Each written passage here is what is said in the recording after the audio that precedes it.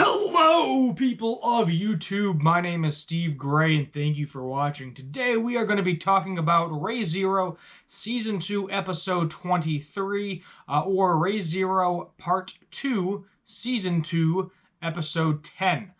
So we only have 2 episodes left, I believe, of this season, and let me tell you, freaking finally, holy crap, something actually significant finally happened in an episode. I'll probably get some hate for saying that, but it's true. I feel like we've just been stagnant. We've been in the freaking sanctuary for 22 episodes, and Amelia finally, freaking finally beat all 3 trials.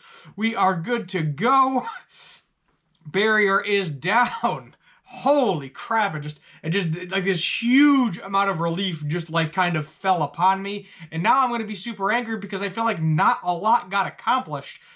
Yes, this anime studio that animates this, excellent work, excellent job for the animation quality, but holy crap, I do not understand why it took this long to get to this point. Stop putting in more plot points when you can't even finish the one that you're on. Come on, holy crap.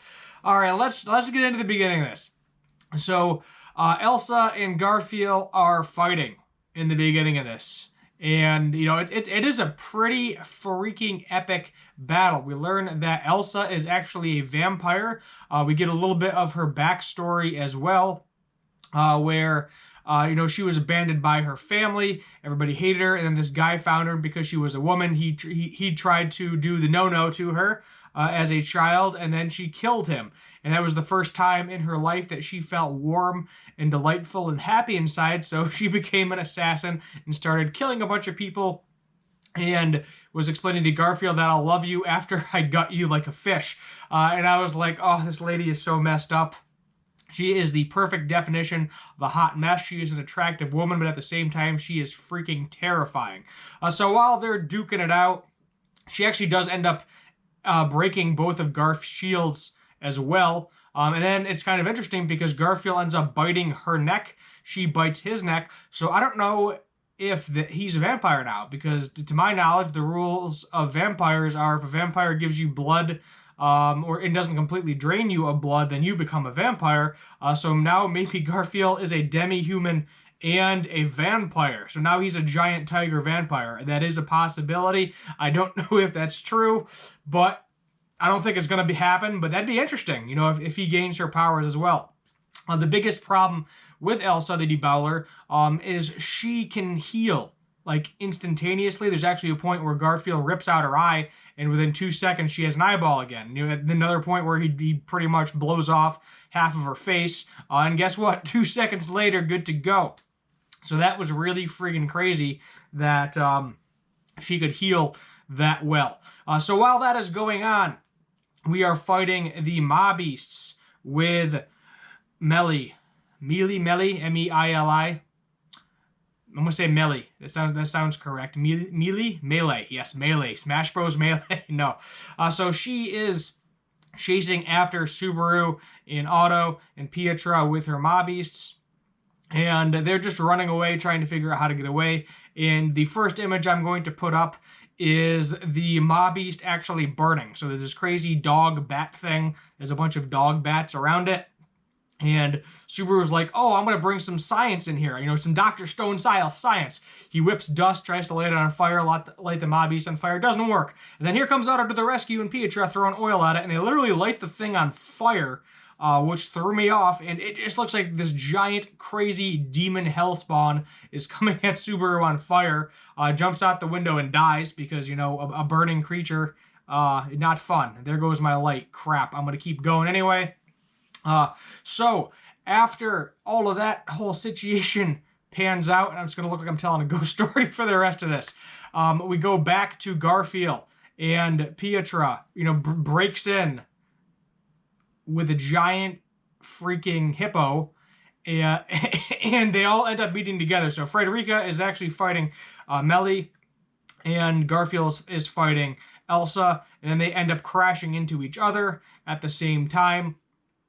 Which is kind of crazy. They meet up, and then it's kind of like the siblings versus the siblings. That's how Garfield explains it. And she sicks the whale on Garfield, but the building's about to crash down, so she has to go save her friend, Elsa. And then Garfield goes full beast mode, and another image literally twists the giant hippo's head off, like he was uncorking a bottle of wine or something.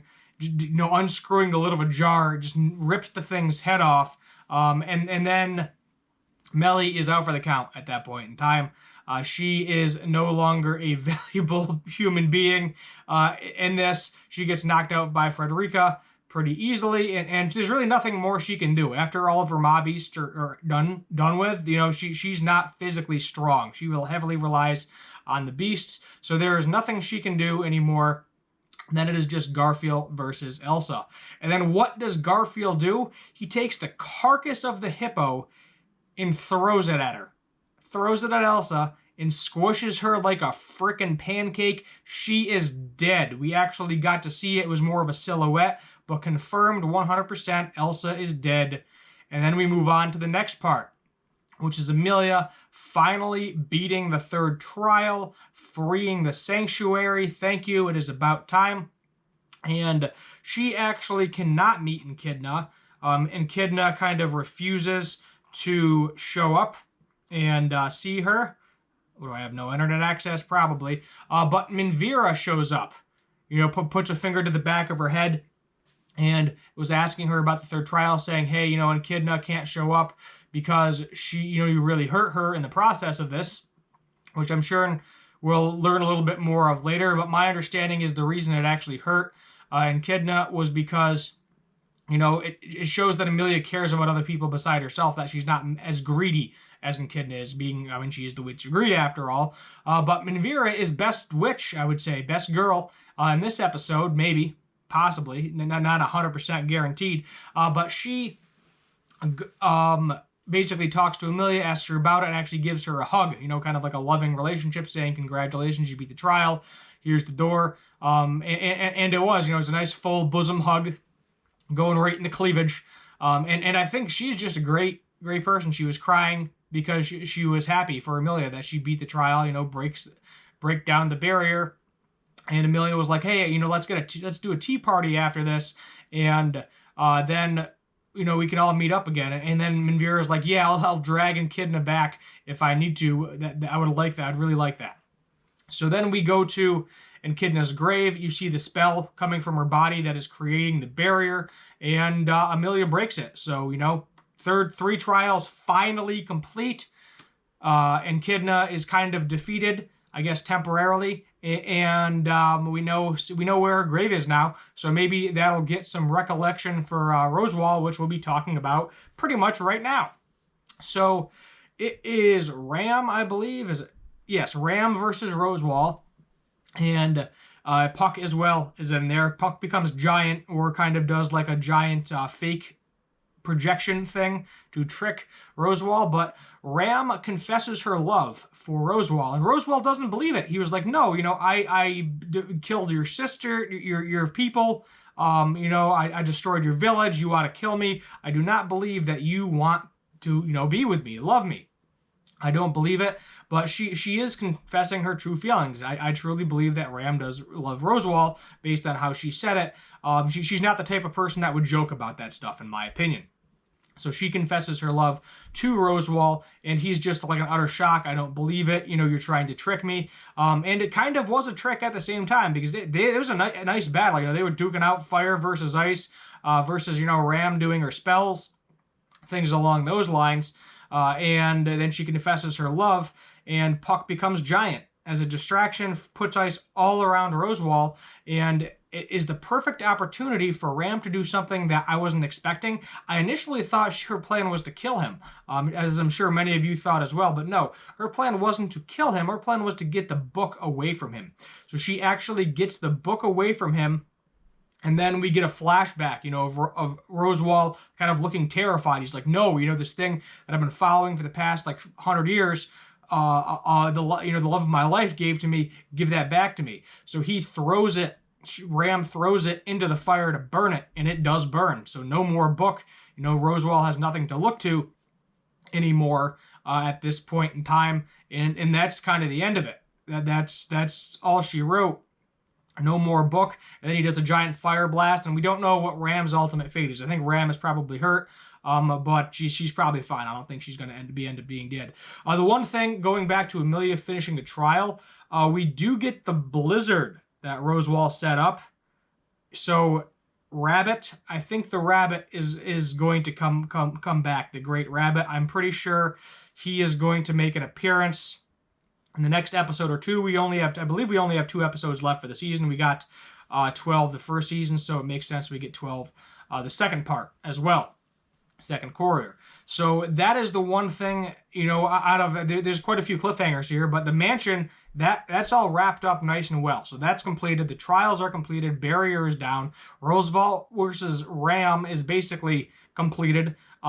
She didn't technically defeat him. She did get hit with a fire blast, but his book is burnt. So now he might join their side. So now I think what may happen is it's time to defeat us, the Rabbit, in the next 2 episodes. I don't know if that'll happen or not, or how it's going to pan out, as we didn't get a preview. This was another one of those 29-minute episodes, no introduction, no outro, really.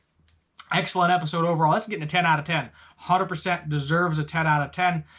Re:Zero has been really slow for me lately. Finally picked back up. And of course, I feel like the action episodes are only a few episodes in the season. It's very dialogue heavy. But I have other anime to compensate for that. So that'll be good to go.